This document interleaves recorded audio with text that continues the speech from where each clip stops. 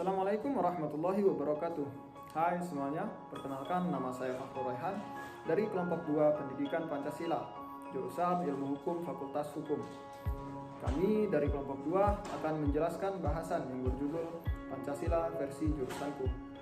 Berbicara mengenai Pancasila, Pancasila merupakan pandangan hidup bangsa Indonesia yang memiliki kedudukan sebagai stat fundamental norm yang merupakan dasar asas dalam mendirikan negara, bersifat tetap dan tidak dapat diubah. Penegasan serta legitimasi kedudukan Pancasila sebagai sumber dari segala sumber hukum negara, selain telah secara jelas termaktub dalam pembukaan Undang-Undang Dasar 1945, juga telah secara jelas tercantum dalam Undang-Undang Nomor 12 Tahun 2011, sebagaimana terakhir diubah dengan Undang-Undang Nomor 15 Tahun 2019. Di sini saya akan membahas tentang makna sila pertama, yaitu ketuhanan yang Maha Esa. Pada poin pertama, maknanya yaitu percaya dan takwa kepada Tuhan yang Maha Esa sesuai dengan agama dan kepercayaannya masing-masing menurut dasar kemanusiaan yang adil dan beradab.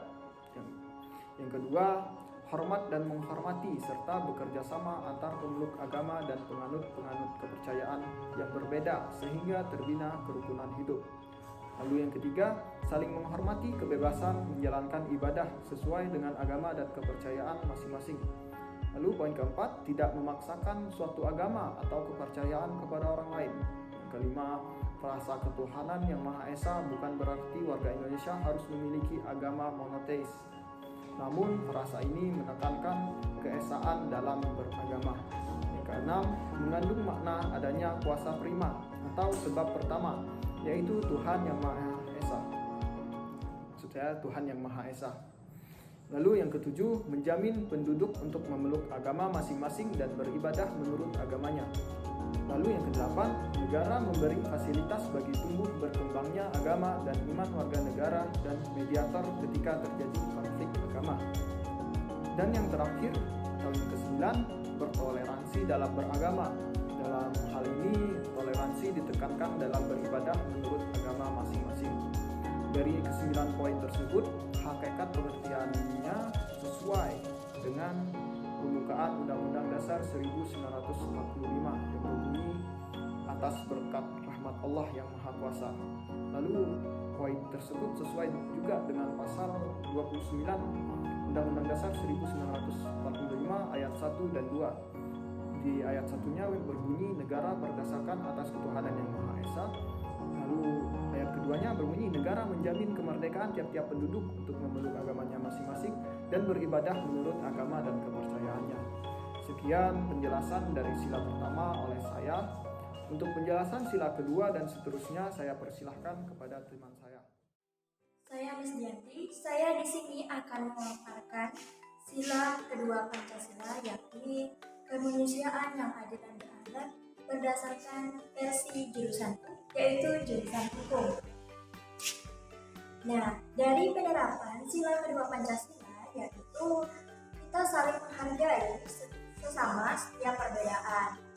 Kita mengakui akan adanya suatu persamaan derajat, mengakui adanya hak dan kewajiban setiap manusia dengan tidak membeda-bedakan suku, agama, keturunan, jenis kelamin, dan warna kulit. Jadi saya di sini sebagai mahasiswa hukum sangat menjunjung tinggi yang namanya keadilan dan juga tidak membeda-bedakan sesama. Yang dimana jurusan hukum di sini juga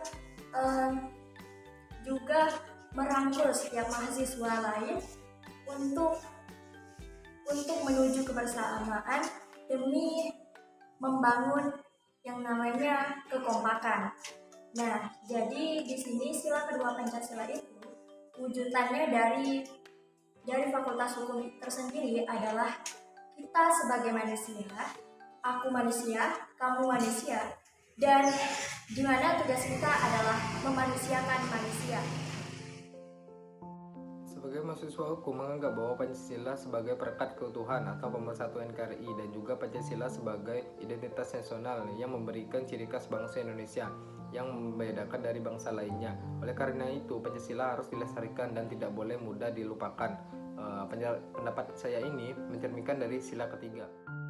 Nama saya Derby Servita dari Fakultas Hukum Universitas Bangka Belitung. 10 butir pengamalan Pancasila sila keempat. Yang pertama, setiap manusia Indonesia punya kedudukan hak dan kewajiban yang sama. Yang kedua, tidak boleh memaksakan kehendak kepada orang lain. Yang ketiga, mengutamakan musyawarah dalam mengambil keputusan untuk kepentingan bersama. Yang keempat, musyawarah untuk mencapai mufakat diliputi oleh semangat kekeluargaan. Yang kelima, menghormati dan menjunjung tinggi setiap keputusan hasil musyawarah. Yang keenam, menerima dan melaksanakan hasil keputusan musyawarah. Yang ketujuh, utamakan kepentingan bersama di atas kepentingan pribadi dan golongan. Yang kedelapan, musyawarah dilakukan dengan akal sehat dan hati nurani yang luhur. Yang kesembilan, keputusan yang diambil harus dapat dipertanggungjawabkan. Dan yang kesepuluh, mempercayakan kepada para wakil untuk melaksanakan permusyawaratan. Pengamalan sila keempat dalam kehidupan kampus. Kerakyatan yang dipimpin oleh hikmat kebijaksanaan dalam permusyawaratan perwakilan. Sila ini memiliki pengertian yaitu musyawarah dan kehidupan berpolitik. Musyawarah merupakan upaya dalam menghasilkan keputusan-keputusan yang diambil secara bulat dan dapat diterima semua kalangan sehingga keputusan dapat bermanfaat bagi kepentingan orang banyak. Kehidupan politik di lingkungan kampus sangat penting.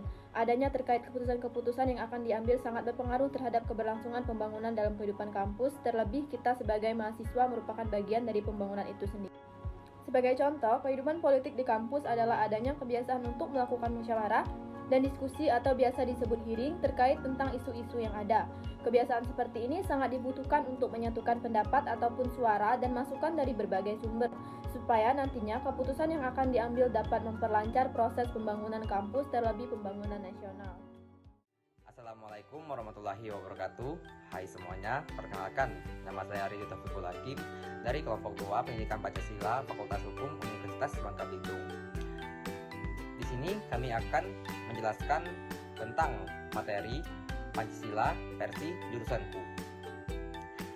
Berbicara tentang Pancasila, Pancasila merupakan pilar ideologis negara Indonesia. Nama ini terdiri dari dua kata Sanskerta, yaitu Panca yang berarti 5 dan Sila yang berarti prinsip atau asas. Pancasila merupakan rumusan dan pedoman berbangsa dan bernegara bagi seluruh rakyat Indonesia. Nah, di sini saya akan membahas sila kelima yang disimbolkan dengan gambar padi dan kapas. Simbol gambar padi dan kapas melambangkan kemakmuran dan kesejahteraan. Simbol gambar padi dan kapas dijadikan sebagai dasar keadilan sosial bagi seluruh rakyat Indonesia. Simbol gambar padi dan kapas ini terletak di sebelah kanan bawah dari gambar bintang dan dijadikan sebagai lambang dan sila kelima Pancasila. Sila kelima sendiri berbunyi keadilan sosial bagi seluruh rakyat Indonesia, di mana dari bunyi sila kelima tersebut dapat dilihat bahwa seluruh rakyat Indonesia harus mendapatkan keadilan sosial yang merata. Itu artinya setiap masyarakat Indonesia memiliki derajat yang sama di mata hukum dan juga negara. Mungkin hanya itu yang dapat saya sampaikan. Apabila ada kurang dan kesalahan kata, saya mohon maaf kepada Tuhan, saya mohon ampun. Wabillahi taufiq wal hidayah. Wassalamualaikum warahmatullahi wabarakatuh. Janganlah untuk berdusta terlambat.